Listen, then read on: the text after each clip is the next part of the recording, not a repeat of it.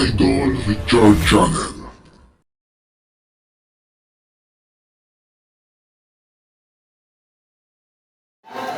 Guys, so kumain ako dito sa Mang Inasal. So, ini-interview ako kung ano daw masasabi ko sa serbisyo nila at sa pagkain. Pero ang aking masasabi, kita niyo yan, mamantika. Ito naman maalat, pero masarap naman yung pagkatimpla ko ng kalamansi. Tapos yung inasal nila, actually, masarap siya. Talagang malinamnam. Kaso mabuto. Tapos, sampalok, masarap yung sabaw. Sinampalukan, kaso maasim lang.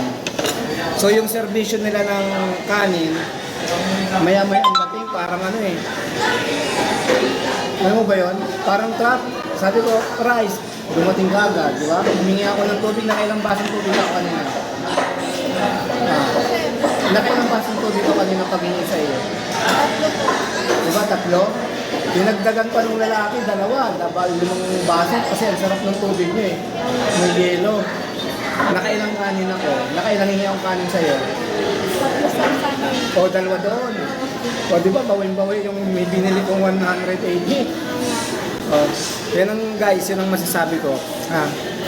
So, in-interview ako ng ni ate dito sa Mang Inasal. So, ang kanilang serbisyo ay maganda at makapaligiran naman ay malinis, maayos, so wala naman akong masabi. Kaya ganun. So very good. Time's up. Ganun, up. Okay. Para sa inyo, interview na yan. Para din sa ano po sir, sa i-scan lang po natin ito sa Google. Yung mukha ko, scan dyan. Sir, ito po yung i-scan natin sa Google po.